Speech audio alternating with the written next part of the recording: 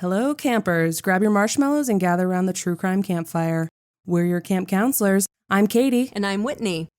And we're here to tell you a true story that is way stranger than fiction. We're roasting murderers and marshmallows around the true crime campfire.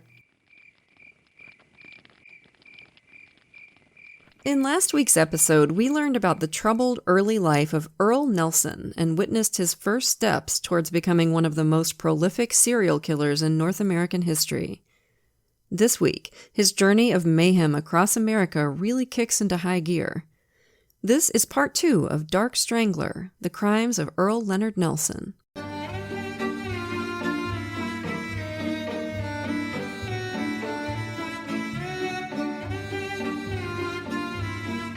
With panic over the murders of Clara Newman and Laura Beale fading, the people of the Bay Area began to think this grim nightmare was behind them. And then all of a sudden, 3 months later, it wasn't. Lillian St. Mary was 63 years old and had been separated from her husband for the past 12. She lived with her adult son James and rented out rooms for some extra money. 2 rooms were occupied, 2 were vacant, and every afternoon Lillian would go out shopping for supplies to make dinner for her tenants, par for the course in cities when refrigerators were still super rare and cost twice as much as a car. On the afternoon of June 10th, Lillian was clearly ready to go out for this errand. She had on her coat and hat and held her purse. Investigators assumed someone rang the doorbell just as she was about to leave, a prospective lodger who'd seen the room for rent sign in the front window. Lillian led the caller up to the furnished room on the second floor. Earle Nelson was on her as soon as the door closed behind her, heavy hands clutching her throat as he shoved her down to the floor. He knelt on her chest as he choked her.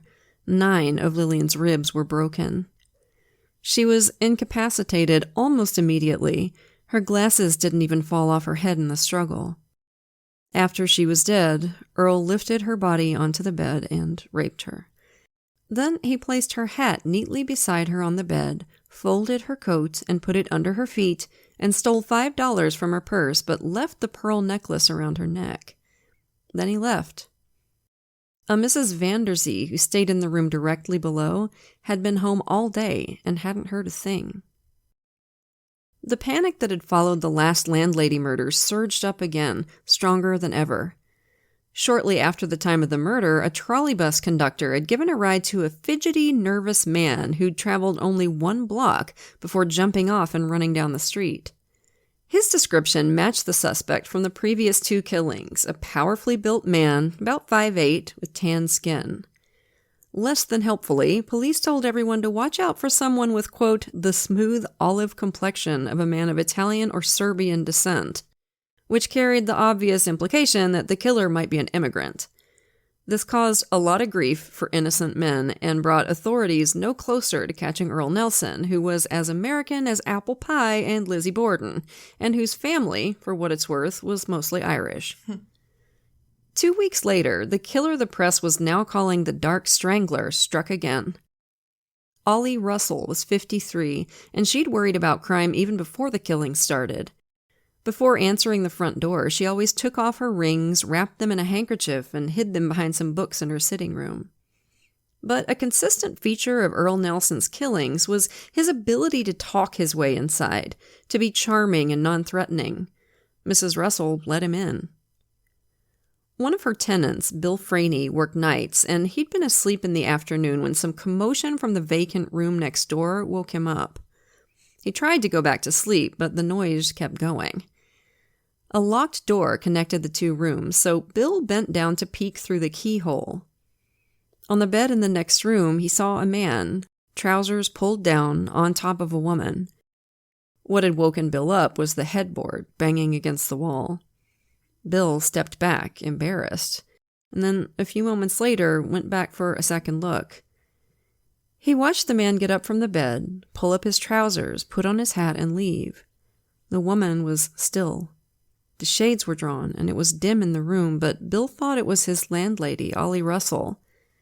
Bill knew that her husband, George, ran a pool hall just a couple blocks away and looked nothing like the man he'd seen in the room. Bill's first thought was, this is none of my business.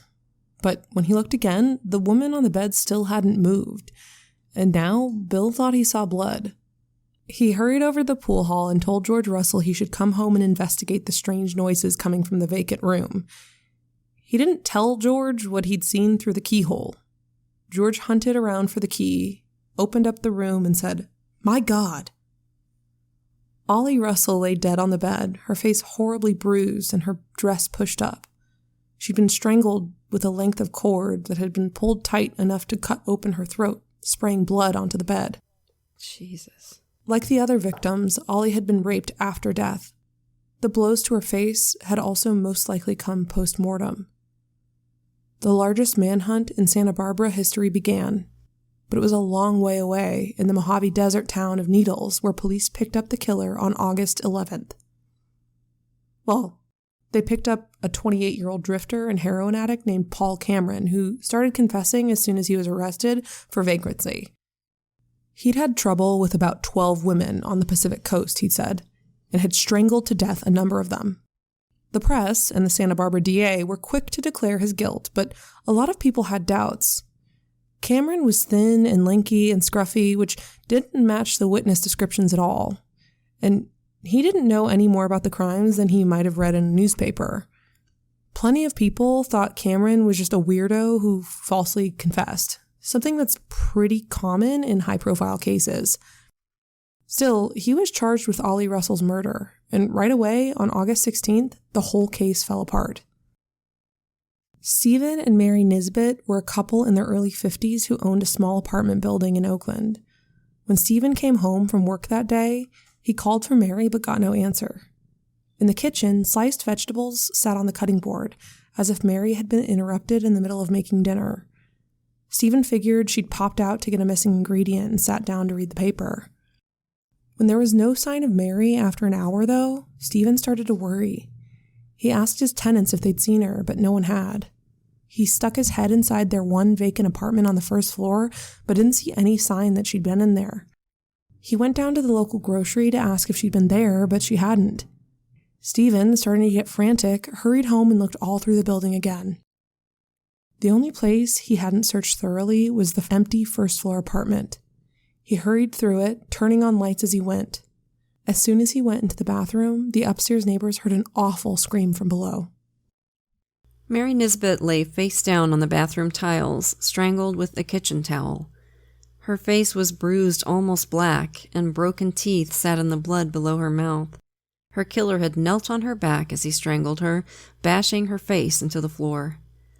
She was naked from the waist down and had been raped, again, after death. Starting with Clara Newman in February, 5 women had now been brutally strangled and assaulted in just 6 months. The Bay Area was in a panic.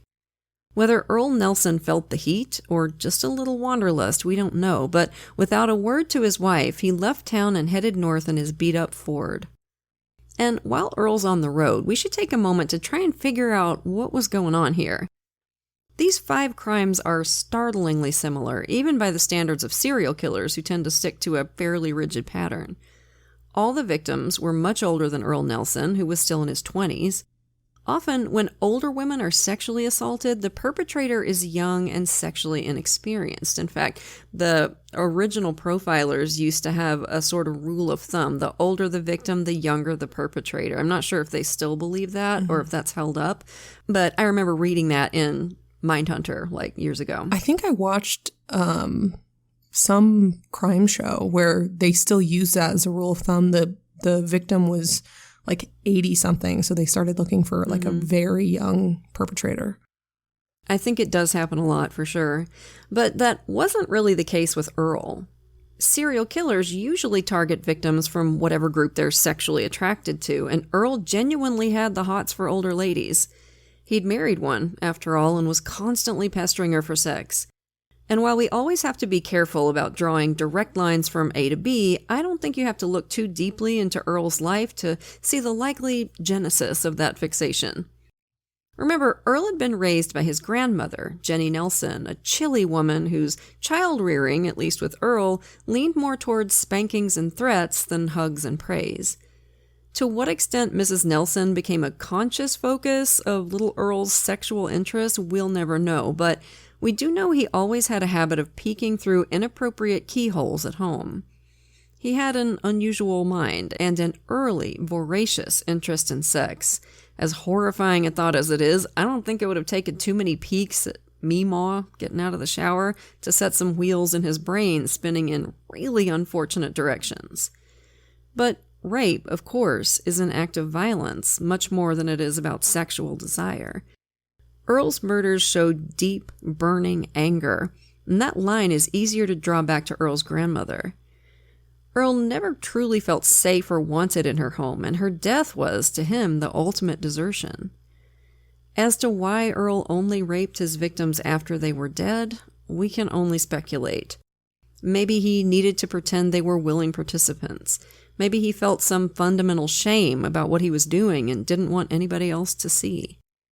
Earl wasn't the type of killer who enjoyed causing his victims fear and pain. As brutal as his attacks were, they were about killing as quickly as possible. In some ways, Earl was sensitive about what people thought of him, and the distress of his victims might have actually made him uncomfortable. Better to just reduce them to objects as quickly as possible. Kind of like Dahmer, actually. Mm-hmm. And Earl wasn't sneaking in and jumping on these women. He talked his way in, even in the heights of a panic. He managed to convince his victims that he was harmless enough that they invited him inside their homes to show him a room. This aspect of trickery, fooling people with his mask, is such a constant feature of Earl's crimes that it's probably best to think of it as a signature aspect. Talking his way in wasn't just something that helped Earl get what he wanted. It was part of what he wanted. And over the course of about 16 months, he killed a lot of people. Earle Nelson was one of the most prolific serial killers in North American history, and that means we have to speed things up a little bit. But we want to be clear, this doesn't mean that the victims we only mention briefly are any less important than the others. Right. The fact is, given the age of these cases, we often only have the flimsiest outline of many of his victims' lives, if we have an outline at all. And most of Earl's murders closely follow the pattern we've seen in the 5 killings we've already discussed. They're no less important, but they don't necessarily add to our understanding of the case. Earl's next victim, though, was unusual. Beta Withers was 32 years old, just a few years older than Earl, although she had recently taken out an ad in the paper advertising a room to let. Beta was divorced and lived with her 15-year-old son, Charles. On October 19, 1926, Charles came home from school and his mother was nowhere to be found. This wasn't that weird. Beta was a lively, pretty woman who was often out with friends or running errands, so Charles did whatever 15-year-olds did for fun in 1926. Probably listening to baseball and thinking real hard about what it'd be like to kiss Clara Bow on the mouth. Beta still wasn't home by dinner time, and Charles called her friend Bob Frenzel, who lived a couple blocks away. Bob called around to Beta's friends, but no one had seen her all day. Charles slept alone in the empty house that night, and as soon as he woke up, he went to the police station to report his mother missing. He still went to school, hoping his mom would be there when he got home, but she wasn't. He called Bob Frenzel again, and Bob called in another friend named Cook. They knew Beta's coat and hat were missing, presumably with her, and thought it'd be useful to figure out what she was wearing so they could give a good description to the authorities. Charles looked through Beta's bedroom closet to see what might be missing, but she kept most of her clothes in a big trunk in the attic, and Frenzel and Cook climbed up there to look. They opened the trunk. On top was a partitioned tray, and under that, crammed tight, was a big mess of clothing. That was unusual. Beta was kind of a neat freak, definitely the type who folded clothes before putting them away. Bob Frenzel took out a few pieces of clothing, then cried out and stepped back. He'd just revealed a pair of bare female legs. Dear God, can you freaking imagine? Oh my God. Ugh. Beta Withers was curled up in a fetal position, naked except for a slip that had been pushed up to her armpits. Okay, now hold up your hand if your first thought would be, well, she obviously killed herself. Are you kidding me? I wish I were. That was the conclusion Detective James Tackaberry came to after he noticed a bit of inspirational poetry hanging on the wall of Beta's kitchen. The poem encouraged people to bottle up all their unpleasant emotions, repression being one of the great engines that kept the 1920s society running. God, that's awful. Detective Tackaberry is, oh my God. Specifically, the poem called Then Laugh encouraged the reader to pack their troubles and cares into an imaginary box, then sit on the lid and laugh. As soon as he read this, Detective Tackaberry thought he'd cracked the case. Oh my God. Because life is exactly like an Agatha Christie novel. Unbelievable. Yeah, he really thought he was friggin' Poirot in that moment. Although I really doubt that Agatha Christie would do something that elementary. She would not, no. Pun intended. Beta Withers had been so overcome by the power of poetry that she'd gone upstairs and buried herself in her trunk till she suffocated. Oh my God. Because of some cliche shit you'd find at, like, Hobby Lobby. This great detective decided it was suicide. Unbelievable. To prove that this was possible, because of course you want to prove your theory, not test it. To prove it was possible, Tackaberry got his skinniest constable to squeeze into the trunk, pull clothes over himself, set the tray back in place, and then shake himself around till the lid of the trunk fell down and closed. This accomplished two things, and they both sucked. It convinced Tackaberry his ridiculous theory was right, and it ruined a potential source of physical evidence. Now, if we want to be fair to the Portland PD, Tackaberry was out on his own with this angle. Others were suspicious of Bob Frenzel. Beta's diary revealed they were a little more than friends, and that at the start of their affair, he'd lied to her about being married. But it didn't take long for all current theories of Beta's death to be proven wrong. The day after Beta's body was found, the body of 59-year-old Virginia Grant, a landlady, was found in the basement of one of her properties, her body stuffed behind the furnace and 2 diamond rings missing from her fingers. The Portland PD, who apparently would rather do anything other than investigate a murder, initially declared she'd died of a heart attack. Oh my God. Jesus Murphy. 2 days later, the family of wealthy widow Mabel Fluke asked officers to check on her at the Portland property she was trying to sell. They found her in the attic, strangled with her own silk scarf. The condition of her body suggested she'd been killed days ago.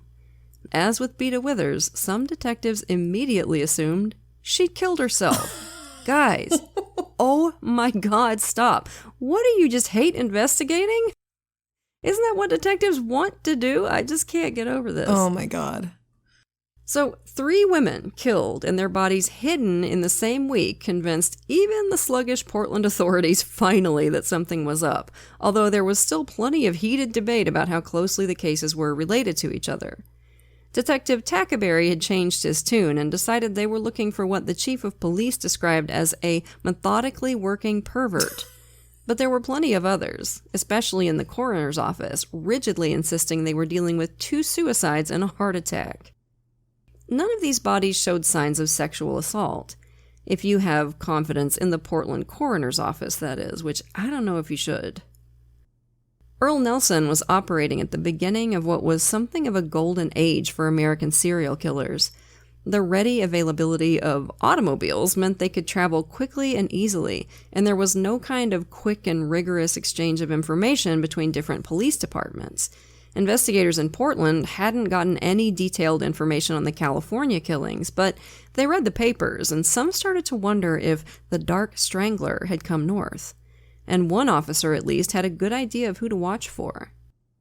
This was James Russell, coincidentally the cousin of George Russell, whose wife Ollie had been murdered in Santa Barbara in June. George had just sent his cousin a letter with a thorough, if not quite accurate, description of the killer. 35 years old, 5 feet 8 or 10 inches tall, heavy build, especially shoulders and chest, and very dark. Said to be of Greek nativity, though speaking excellent English. Officer Russell recalled seeing a man just like that the previous Tuesday in the Selwood neighborhood where Mabel Fluke lived. The Oregonian newspaper published the description as quickly as they could, but Earle Nelson had already left town. He'd come home to San Francisco. Anna Edmonds was 56 years old, a widow living alone in a big empty house, and had recently put a for sale sign up in a window. On November 8th, her son Raoul found her body in her radio room, her neck bruised and her skirt pushed up. She'd been strangled, then raped after death. He attacked again the next day. An 8 months pregnant woman, recorded only as Mrs. H.C. Murray, had also recently put up a for sale sign. Around 5 p.m., while her husband was still at work, a stranger knocked on the door. He'd seen the sign and was interested in the house. He was polite and well-spoken and wore a blue suit and a brown hat. Mrs. Murray wasn't threatened by him at all, but she'd made it a habit to keep at least 6 or 8 feet away from strangers when she showed them the house. She let him in and showed him around. The prospective buyer was an oversharer. He said he was going to get married in 3 days. "This will be my 3rd marriage," he said. "The first time, my wife nagged me to death. The second one, I took to dances and would find sitting on the laps of other men. I couldn't stand that." Wow. And he, even in his fantasies, he's like a bad husband. Like his made-up story. He's like, "Yeah, I treat my women bad, see?" And he apparently knew a lot about building construction. He kept pointing out details on the ceiling. He was trying to get her to look up and expose her neck. Oh, so creepy. He started to leave, then suddenly he said he wanted to take another look at the screened-in porch out back. Out there, he suddenly pointed and said, "What sort of roof is that on the garage?" It came so quick that for the first time, Mrs. Murray took her eyes off him and turned to look. His big, squeezing hands closed around her neck an instant later. I suspect Earl regretted not sticking to his usual pattern of attacking older ladies. Mrs. Murray was a healthy 28-year-old. She screamed and scratched at his hands with her nails, so he loosened his grip enough for her to break free. She spun around and clawed at his face, then threw herself through the screen door out into the yard. Face and hands bleeding, Earl raced through the house and out the front door. Still yelling, Mrs. Murray ran around the side of the house and yelled at a passing driver, "Stop that man!" The man slowed down instead, and Mrs. Murray leapt into the running board, pointing and yelling, "That man, he attacked me, he's the Strangler!" As neighbors burst out of their homes, Earl fled, and the whole experience caught up with Mrs. Murray in a rush and she collapsed. But she survived, and as far as we know, she was the only one of Earl's victims to make it out alive. A massive manhunt failed to track down the Dark Strangler. The San Francisco Chronicle tried out a new nickname, Jack the Strangler, but it didn't catch on. A little played out. And from now on, stories about the Strangler would come from far away. Earl had finally left the Bay Area for good, heading north once again. Mrs. Florian Monks of Seattle liked to keep her wealth with her when she went out. Even for a trip to the grocery store, she'd wear at least 4 diamond rings, matching diamond bracelets and earrings, a triple-strand pearl choker, and a diamond sunburst brooch. She even kept a small sack of diamonds secretly strapped to her right leg. Wow. I'm guessing this wasn't because she was anticipating running into a sudden need for diamonds. She just didn't want to leave her valuables home when she went out.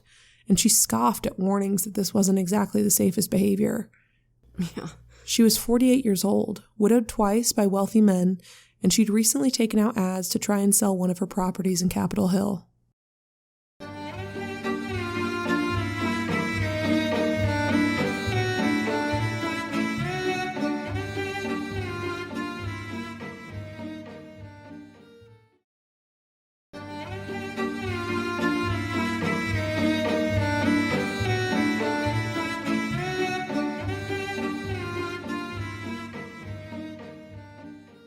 On November 24th, Thomas Raymond, the caretaker of Florian's country estate, hadn't heard from her in a couple of days and was worried.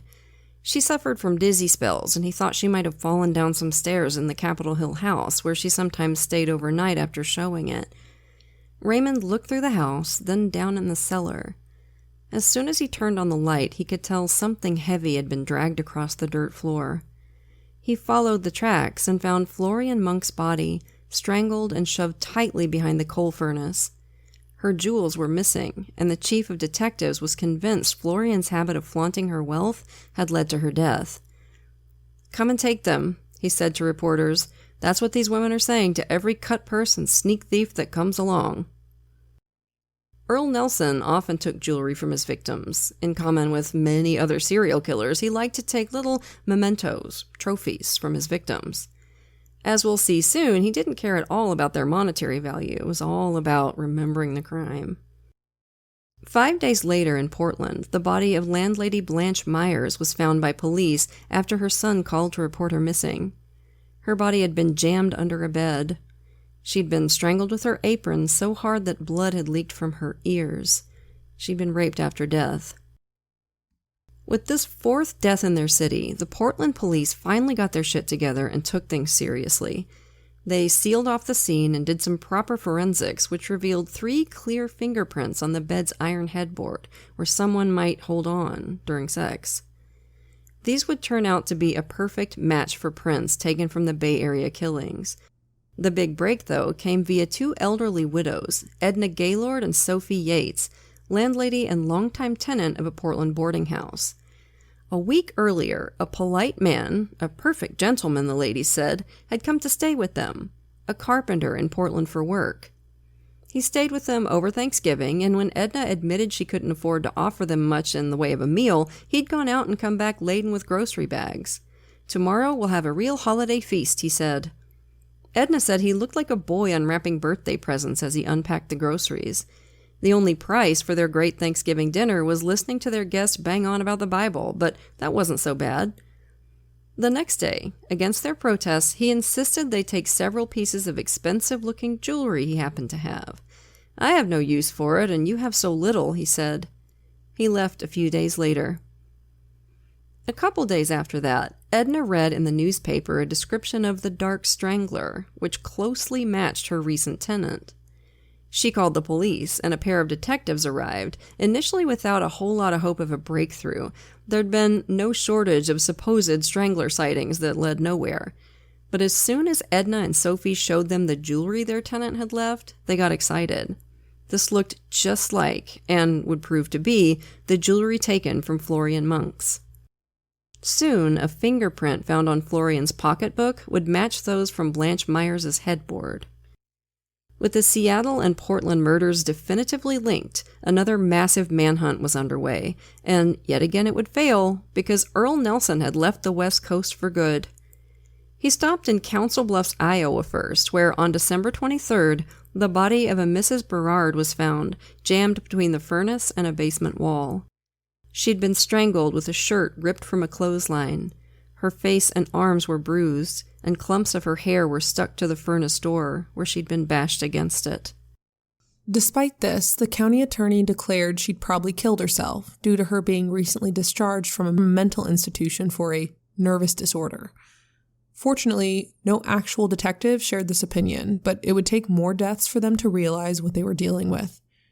In Kansas City on December 27th, Bonnie Pace was strangled to death and then raped. The next day, Germania Harpin suffered the same fate. And if we needed anything to prove Earl's total disregard for human life, after killing Germania, he murdered her 8-month-old son Robert, strangling him with his own diaper. Oh my God. Oh. There was no reason to do it. I'm guessing Earl just wanted to shut the poor kid up. These were not people to him in any meaningful way. On April 27th, 1927, Earl killed and raped Mary McConnell in Philadelphia. On May 30th, he killed Jenny Randolph in Buffalo. On June 1st, he murdered landlady Fannie Mae in Detroit, then her tenant, Maureen Atorthy. On June 4th, in Chicago, he strangled Mary Sietzma with an appliance cord. In a little over a year, Earle Nelson had killed at least 20 people, 19 women and 1 young boy. Detectives all over the country were looking for him. So he decided to try a different country, and on the morning of June 8th, he crossed the border from Minnesota into Canada. He hitchhiked to Winnipeg. In fact, he'd been hitchhiking since Chicago and was tired, hungry, and down to just a few dollars. He needed a cheap place to stay. At this point, there was probably no one in North America more adept at evaluating boarding houses and landladies than Earle Nelson. He found a large but shabby place on Smith Street run by a starchy lady named Mrs. Hill. "My house is quiet," she told him. "I don't allow any drinking on the premises, and if you're looking to bring any girls into your room, you'd better go elsewhere." "All I want is quiet surroundings," Earl told her. "I don't like to be bothered while I'm studying my Bible." After she'd showed him to his room, Mrs. Hill said again, "Now mind, no liquor in the room, and no girls." "No need to worry," Earl said with a smile. "I'm a straightforward and good-living man who never wants to do wrong by anyone." Oh, right, The next afternoon, Earl went out to prowl around his new neighborhood. Around the same time, 14-year-old Lola Cowan was finishing up school. She and some buddies hung around the playground to play baseball, then she walked home to do her homework. She wasn't done after that. Her dad had been off work for weeks with pneumonia, and Lola wanted to help with the family finances. Her older sister made paper flowers from colored paper, and Lola went door to door to sell them. After her homework, she grabbed a few bunches and headed out to work. We don't know exactly where she crossed paths with Earle Nelson, but it wouldn't have been hard to lure her to his room in the boarding house. Maybe he'd said he'd buy her flowers, but had to get the money from his room first. None of the other tenants saw him and the girl come in, and no one heard anything as he strangled her, then raped her and hid her body under his bed. It was his most impulsive murder. In fact, it was reckless, and feels a lot like when Ted Bundy started to go really off the rails toward the end. A lot like, as a matter of fact, because one of the victims that week was a young girl, like much younger than he ever went for. So it was like he was just spiraling. Some sources say this was the only victim that Earl mutilated after death, in a manner, quote, reminiscent of Jack the Ripper. Harold Schechter, whose book Bestial was our primary source for this case, doesn't mention this and says later that many modern reports get details of the case wrong, most likely because they treat contemporary news stories as gospel truth. What probably happened is that some cop said Earl reminded him of Jack the Ripper, and through a quick game of telephone, this turned into a reporter printing that this victim had been mutilated. I mean, it was 100 years ago. No one who was there is still alive, so who knows? But that would be a radical change in criminal psychology. That's an entirely different kind of killer. Earl had never been a cutter, had never shown any interest in the insides of people. His victims were just dolls to him. The inside of a doll doesn't matter. Earl left early the next morning. When Mrs. Hill came in to do her housekeeping, she was impressed by how neatly he'd made the bed. He'd even smoothed out the coverlet to make sure it reached all the way down to the floor. By this time, Earl was a few miles away, on the other side of the Red River. A neighbor spotted him on the porch of William and Emily Patterson, a young Irish immigrant couple who'd just moved into the neighborhood with their 2 young boys. The neighbor didn't know William Patterson well. He left early for work every morning, so he assumed the man fiddling with the front door lock was him. An hour or so later, the same man left the Patterson house, but in a different suit and with $60 in his pockets. Earl didn't keep his new clothes for long. The Pattersons weren't wealthy, and the suit he'd stolen was threadbare at best. He went to a second-hand clothes store and bought a gray suit, a beige cap, and new shoes for $30, then asked where he could get a shave. The clothier directed him across the street to Central Billiards, where a row of barber chairs sat against the far wall past all the pool tables. Earl got a shave and a haircut and managed to make himself memorable to the barber, Nick Tabor. When Nick asked what brought Earl north, Earl said he'd been going through North Dakota and just decided to take a look at Canada. "Not much to see, though," he said. "There's as much to see here as in the States," Nick said. "Maybe," Earl said, smirking. "You know, me personally, I wouldn't piss off somebody with a razor to my throat, but nobody ever accused Earle Nelson of making good decisions." Nick, anyway, took note of fresh scratches on his customer's scalp and filed the information away. Flush with cash and looking spiffy, Earl's fancy was caught by a champagne fedora in a shop window. He bought it and gave away the cap he'd just bought to a stranger on a trolley to Headingley, just outside of Winnipeg. He started hitchhiking again, and looking respectable now, didn't have to wait long for a ride to Portage la Prairie, 40 miles away. Around 6:30 p.m., William Patterson came home from work to an empty house. He quickly found his boys playing with friends at a neighbor's house, but there was no sign of Emily. He figured she'd been out with a friend and got held up by something or other, but by the time it was dark, he was really starting to panic. He went to a neighbor's house to use their phone to call Emily's friends. No one had seen her all day. He went home and paced up and down the hallway. There was a nightlight in the room his son shared, and as he glanced in, William noticed something. He kept a small, locked suitcase in the corner of this room where he kept his savings, $60 and $10 bills. The latch, he saw, had been twisted and sprung. He hurried over and opened the case. There was no sign of the money, and in its place sat a claw hammer. Oh my God. William was alarmed and confused. He was very religious. He knelt by his son James's bed and prayed. When he stood, his knee lifted the coverlet, and he saw what looked like the sleeve of a woolen sweater lying under the bed. He reached under, and his fingers touched cold, clammy skin. Ugh. William looked under the bed where his son slept, then raced to his neighbor and called the police. Then he fainted.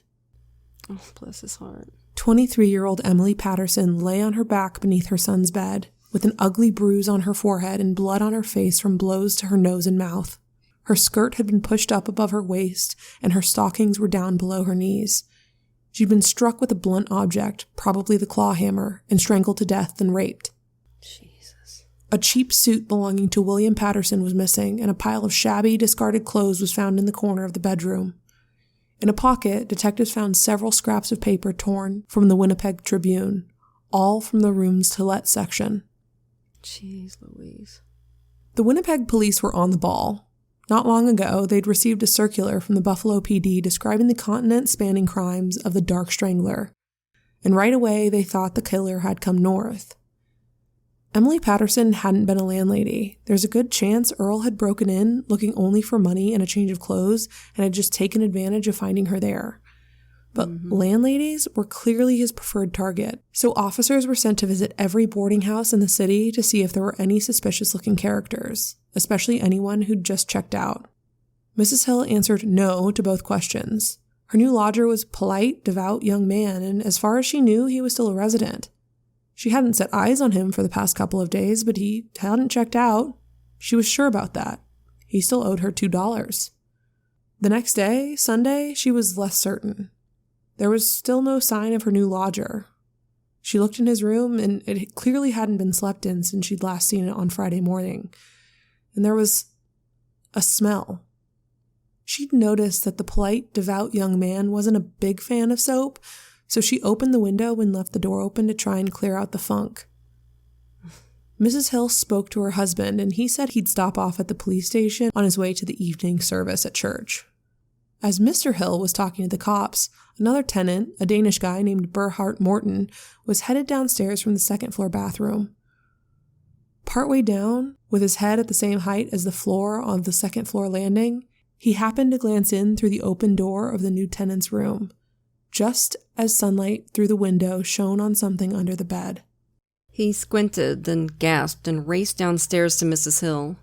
His English, never strong, abandoned him in his panic, and he grabbed her elbow and all but dragged her upstairs. "Under there," he said.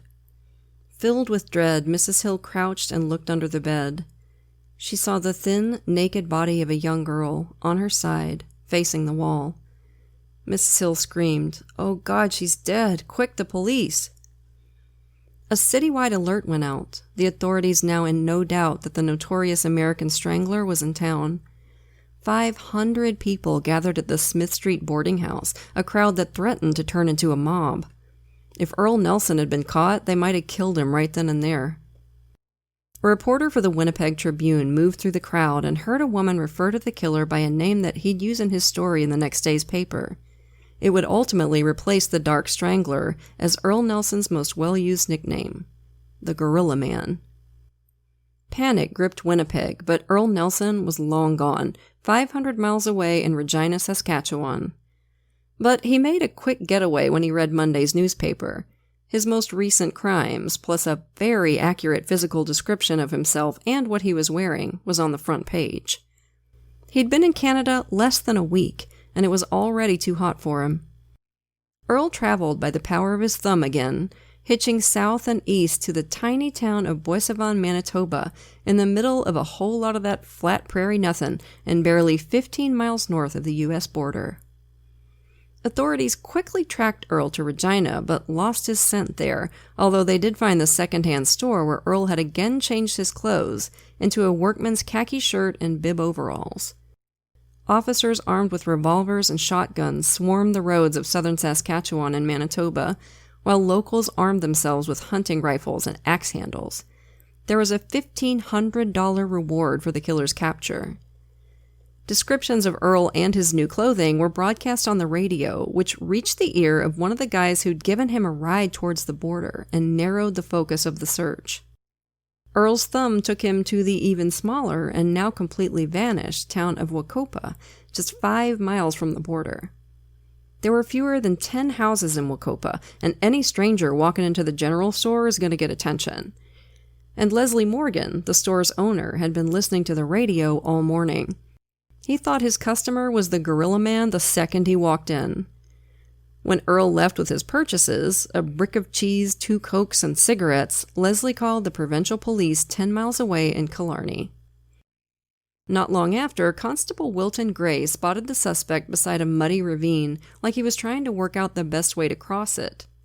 Gray snuck up, then jumped out with his revolver ready. Earl stuck his hands up in the air and said, "Honest to God, sir, I'm not trying to cross the line." Gray asked him his name. "Virgil Wilson," Earl said. When asked what he was doing in the area, Earl said he was working on the ranch of someone called George Harrison. Can't really overstate how empty this corner of Canada was.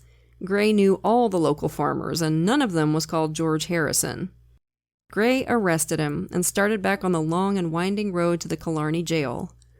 On the ride, Earl was so friendly and funny that Gray started to have real doubts that he could be the killer.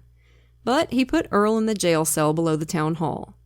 He told the town constable, William Dunn, to keep an eye on Earl, then went to the telegraph office to report his capture of the continent's most wanted criminal, feeling pretty full of himself. He went to his office afterwards to clean himself up a little bit in case anybody wanted to take his picture. So cute. Hey, remember in part 1 where Earl escaped from Napa State Mental Hospital so often that the other inmates started calling him Houdini?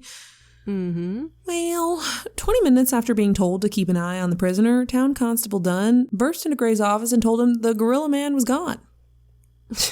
See, Dunn had thought keeping an eye on Earl meant making sure he didn't try to kill himself. Surely there was no way he could escape the locked cell. So when Dunn wanted a cigarette and realized he needed matches, he just went upstairs to find some. Yeah, I feel like an important part of keeping an eye on like a dangerous prisoner is staying in the same room with him, at least on the same floor of the building. Right? Yeah. Whoopsie. The Killarney jail was, if anything, easier to get out of than Napa State. When they'd shoved him toward the cell, Earl had noticed a little wooden shelf on the wall beside it. As soon as the old man went looking for his matches, Earl jumped up and shoved a hand through the bars, feeling blindly for whatever might be on there. It was exactly what he needed. An old, rusty nail file. Come on. No need to smuggle files inside cakes in the Killarney jail. They'll just leave one for you right outside the door. So considerate. Like a late 90s video game. Probably sparkled. It absolutely is, right? Yeah. Earl picked both locks inside of 2 minutes. Gray had taken his shoes and his belt, so he ran barefoot through the basement and the furnace room to the back door, which wasn't locked. It was just before 11:15 p.m., and a cold rain had started falling as he ran across the wet grass into darkness. This is even more Bundy-like, because, Bundy escaped from jail twice. 2 different jails. In a really similar way, actually. Yeah. In one case, anyway. Yeah. Do you think they'd be homies, or do you think they'd get into cat fights? They'd probably get in a cat fight. Yeah, probably. Yeah. Bundy was a little bit of a mean girl, I think.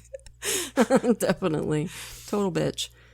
Soon, a mob of armed locals were scouring the woods and barns by lantern and flashlight. Then Gray made a tough phone call to Commissioner Martin at Provincial Police Headquarters in Winnipeg. Martin decided to lead a posse of heavily armed officers down to Killarney, but with the rain picking up, he worried cars would get stuck on the dirt roads. He requisitioned a special train instead, and they set off, with emergency signals ahead of them so other trains made way. Earl was thinking about trains too. He knew there was a railway station in Killarney, and he knew the border was close. If he just hid out until a southbound freight train came by, he could jump onto it and across the border. He heard the town hall bell behind him, and he saw the beams of approaching flashlights, so he clambered up a big tree and waited until the searchers had gone right past him. Then he snuck back toward the station and into a vacant barn. And here he found a pile of discarded clothes, including some old ice skates and a baggy cardigan. He tore off the blades and put on the boots of the skates. He snuck into the stall and stayed awake most of the night, but eventually dozed off. Around 8, he was woken by the sound he had hoped for, a train whistle. That image to me of everybody with their lanterns and flashlights and weapons searching for him in the dark is so chilling. Like, imagine how terrifying that would be to be one of those searchers, and how brave you'd have to be to do that, because you know this man is a prolific murderer. And a big dude, too. And just the thought of those swinging lanterns, it's so, it gives me the chillies. Oh, yeah. Among his many, many flaws, Earl had an overpowering need for an early morning smoke. And with his escape from jail and avoidance of his hunters, he was feeling bulletproof. At 8:10, Alfred Wood was mowing a neighbor's lawn when Earl leaned over the picket fence. "Can I bum a cigarette?" Earl said. Alfred walked across and handed over his tobacco pouch and rolling papers, and took a close look at this stranger, who looked exactly like he'd just slept in a barn, his hair a mess and hay stuck to his ragged cardigan. He looked to be wearing ice skates with the blades taken off. "You been out searching for that fellow who broke out of jail?" Alfred asked, already thinking that fellow was standing right there in front of him. Earl nodded. "Yeah, been up all night, tore my clothes in the bushes. Must be a damn smart man to escape the way he did." You little asshole. Had to get that little dig in. I'm so smart. Alfred lit the guy's cigarette, then watched him walk off toward the railroad tracks. He looked around and saw 2 teenagers, Kevin and Brian Best, walking to their dad's car with school books in their hands. He hurried over and told them to drive downtown and tell the police the Gorilla Man was here by the station. The boys raced downtown and found Constable W.A. Renton, who was waiting for the police garage to fix his car. Brian Best jumped out and hurriedly told him what Mr. Wood suspected. Renton jumped into their Chevy and told Kevin to drive back the way he'd come. "We have to hurry," Kevin said. "We have to be at school by 9 for exams." A quarter mile down the road, Renton spotted Earl stepping out of a thicket and heading for the railroad tracks. He shouted at Kevin to stop and jumped out of the car, sprinting towards Earl. Seeing him coming, Earl climbed the railway fence and got onto the tracks, but before he could go any further, Renton was at the fence with his gun out and yelled at him to stop. Earl stopped, hands up. Renton climbed over the fence and pointed his gun at Earl. "Who are you?" he said. "A farmer," Earl said. "Where do you farm?" Renton said. Earl looked around and pointed to a big wooden building close to the railroad tracks. To a kid from San Francisco, it probably looked like a barn, but it was actually the town slaughterhouse. "Let's go," Renton said, and walked Earl at gunpoint toward the station. A big mob of locals had gathered, many of whom had been out all night searching for Earl. There was an ugly air about them, and Renton worried his prisoner might be killed. A patrol car sped in as the crowd closed, and Renton bundled Earl in. They drove right up onto the platform as a train pulled into the station, and as soon as it stopped, Renton pulled Earl out of the car and into one of the train coaches. The train Earl had been hoping to jump the border on turned out to be the one Commissioner Martin had requisitioned to take his posse down to Killarney, and Earl stared in astonishment as he was bundled into a train car full of heavily armed cops. It's like, womp womp. The cops were similarly surprised. They'd rode the rails all night and didn't even have to leave the train to have their prey delivered. Commissioner Martin put the cuffs on Earl's wrists. Maybe 20 seconds later, he'd slipped free of them and handed them back to Martin. "These aren't much good," he said, smirking. "You little asshole. Also dumb, because if you want to escape again, probably not the greatest idea to demonstrate right in front of them that you can get out of handcuffs, right?" Like, his ego, it's always the fatal flaw in these guys. Mm-hmm. Martin ordered 2 officers to hold Earl down in his seat, while a third fixed heavy manacles to his wrists and ankles. Houdini would not be making any more escapes. Back in Winnipeg, at the Vaughan Street Jail, he was kept in their most secure cell, the one usually reserved for prisoners condemned to death. He was kept under constant supervision by armed guards who knew what "keep an eye on him" actually meant. When Earl went to trial for the murders of Lola Cowan and Emily Patterson, his wife Mary and Aunt Lillian came to support him. Mary was 66 years old by now and Lillian 37. When reporters tracked them down, they inevitably confused which one was the wife and which one was the aunt. By support him, I mean try to convince the jury Earl was insane so he wouldn't be put to death. I will freely admit to not being an expert on Canadian criminal law in the 20s. I know it's a terrible character flaw, and I hope you can forgive me, but as far as I know, it follows the same principles as U.S. and British law as far as insanity goes. Right. If Earl was able to control his actions and he was aware that what he was doing was wrong, then he was culpable, and both of those things were definitely true. He was found guilty and sentenced to death by hanging, scheduled for January 13th, 1928. A few days before that date, a final plea for clemency was denied. On January 11th, a gray-haired, neat little man in gold-rimmed spectacles checked into a hotel room in downtown Winnipeg. He used a false name when he traveled for work, but this was Arthur Ellis, the executioner for the Dominion of Canada. Wow. The next day, he visited the jail to check on the gallows and briefly visit Earl. This was in small part a professional courtesy, and mainly to get a first-hand look at Earl's build and weight. The Winnipeg Free Press interviewed Ellis afterwards. Regarding Nelson's crimes as the most horrible he has ever known, the hangman expressed keener anticipation at carrying out this execution than any other in history. Wow, that's kind of messed up. I mean, obviously Earl deserves it like 100 times over, but is the guy who pulls the switch really supposed to be all, I can't wait about it? Like, that's just, His whole description kind of creeps me out. The little gray man in the spectacles, little neat suit, and he's just delighted that he gets to pull the. Yeah, I don't know if the description's so kind of like very like 1920s speak. So I don't know if he's excited or if he's like, yeah, if anyone deserves it, it's this guy, you know.